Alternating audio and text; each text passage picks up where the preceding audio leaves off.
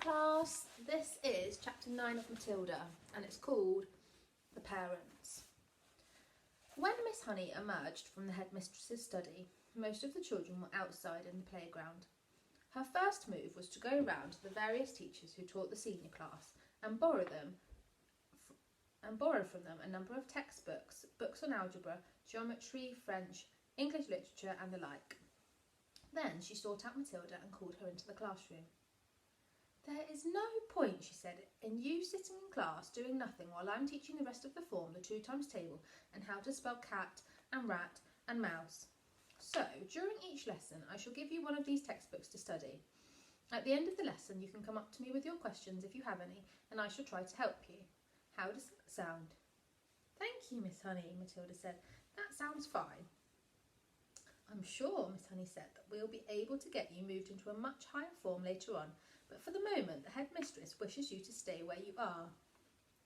"Very well, Miss Honey," Matilda said. "Thank you so much for getting those books for me." What a nice child she is, Miss Honey thought. "I don't care what her father said about her. She seems very quiet and gentle to me, and not a bit stuck up in the spite of her brilliance. In fact, she hardly seems aware of it." So, when the class reassembled, Matilda went to her desk and began to study a textbook on geometry which Miss Honey had given her. The teacher kept half an eye on her at all time and noticed that the child very soon became deeply absorbed in the book. She never glanced up once during the entire lesson. Miss Honey, meanwhile, was making another decision. She was deciding that she would go herself and have a secret talk with Matilda's mother and father as soon as possible. She simply refused to let the matter rest where it was. The whole thing was ridiculous. She couldn't believe that the parents were totally unaware of their daughter's remarkable talents. After all, Mr. Wormwood was a successful motor car dealer, so she presumed that he was a fairly intelligent man himself. In any event, parents never underestimated the abilities of their own children. Quite the reverse. Sometimes it was well nigh impossible for a teacher to convince the proud father or mother that their beloved offspring was a complete nitwit. Miss Honey felt confident that she would have no difficulty in convincing Mr. and Mrs. Wormwood that Matilda was something very special indeed. The trouble was going to be to stop them from getting over-enthusiastic. And now Miss Honey's hopes began to expand even further. She started wondering whether permission might not be sought from the parents for her to give private tuition to Matilda after school. The prospect of coaching a child as bright as this appealed enormously to her professional instinct as a teacher, and suddenly she decided that she would go and call on Mr. and Mrs. Wormwood that very evening.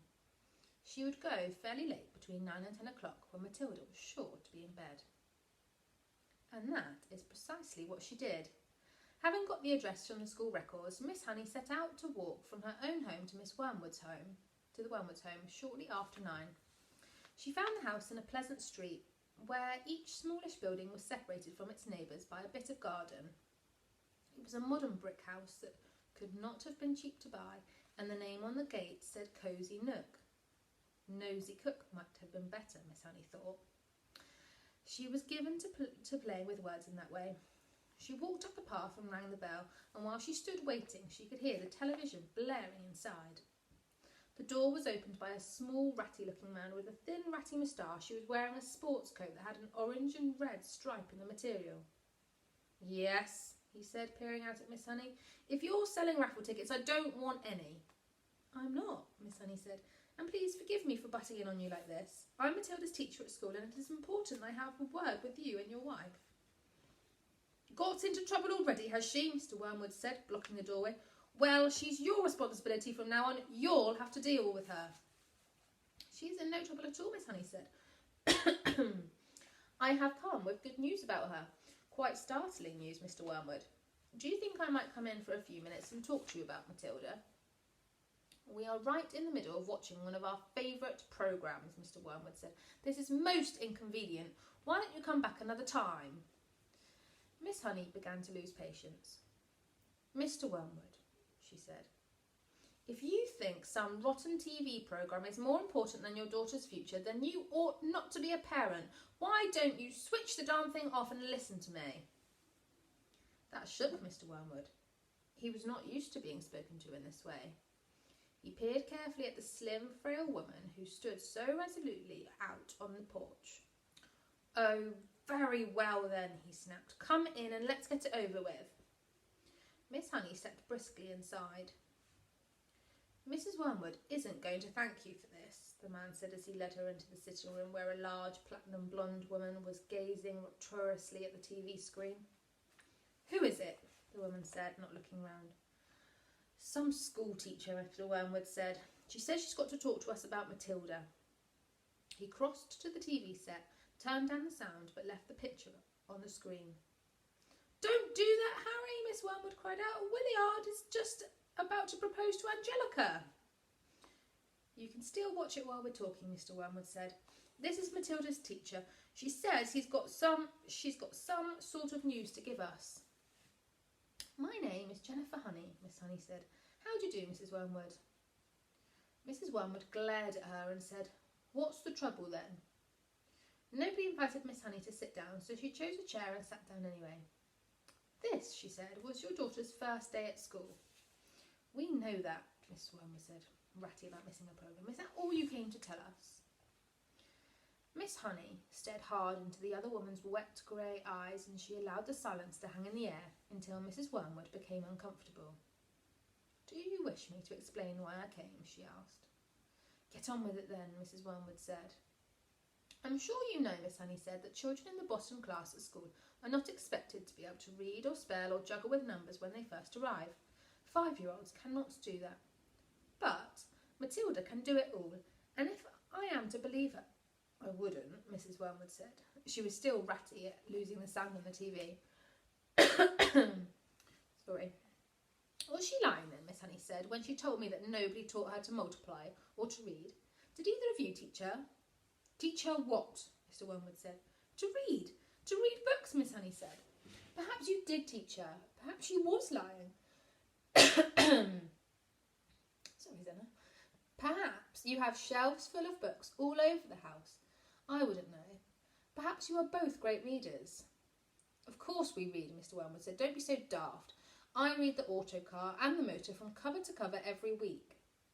"This child has already read an astonishing number of books," Miss Honey said. "I was simply trying to find out if she came from a family that loved good literature." "We don't hold with book reading," Mr. Wormwood said. "You can't make a living from sitting on your fanny and reading storybooks. We don't keep them in the house." "I see," Miss Honey said. "Well, all I came to tell you was that Matilda has a brilliant mind, but I expect you already knew that." "Of course I knew she could read," the mother said. "She spends her life up in her room, buried in some silly book." "But does it not intrigue you," Miss Honey said, "that a little 5-year-old child is reading long adult novels by Dickens and Hemingway? Doesn't that make you jump up and down with excitement?" "Not particularly," the mother said. "I'm not in favour of blue-stocking girls. A girl should think about making herself look attractive so she can get a good husband later on. Looks is more important than books, Miss Hunky." "The name is Honey," Miss Honey said. Now look at me," Mrs. Wormwood said. "Then look at you. You chose books, I chose looks." Miss Honey looked at the plain, plump person with the smug suet pudding face who was sitting across the room. "What did you say?" she asked. "I said, you chose books and I chose looks," Mrs. Wormwood said. "And who's finished up the better off? Me, of course. I'm sitting pretty in a nice house with a successful businessman, and you're left slaving away teaching a lot of nasty children the ABC. "Quite right, Sugar Plum," Mr. Wormwood said, casting a look at such simpering sloppiness at his wife it would have made a cat sick. Miss Honey decided that if she was going to get anywhere with these people, she must not lose her temper. "I haven't told you all of it yet," she said. "Matilda, so far as I can gather at this early stage, is also a kind of mathematical genius. She can multiply complicated figures in her head like lightning." "What's the point of that when you can buy a calculator?" Mr. Wormwood said. "A girl doesn't get a man by being brainy," Mr. Wormwood said. "Look at that film star, for instance," she added, pointing at the silent TV screen where a bosomy female was being embraced by a craggy actor in the moonlight. You don't think she got him to do that by multiplying figures at him, do you? Not likely. And now he's going to marry her, You see if he doesn't. And she's going to live in a mansion with a butler and lots of maids.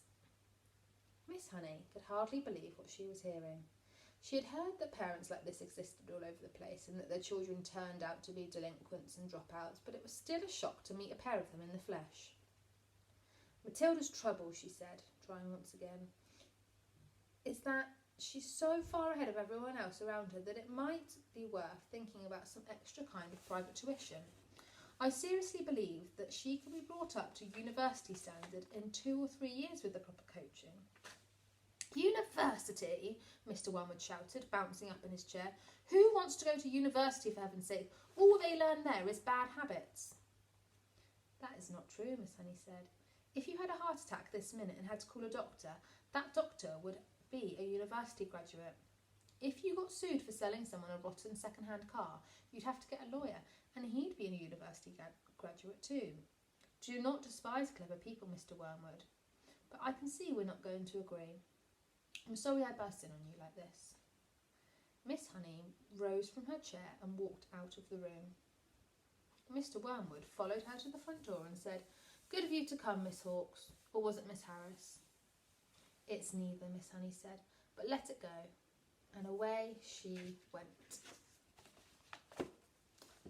See you soon, Zennor.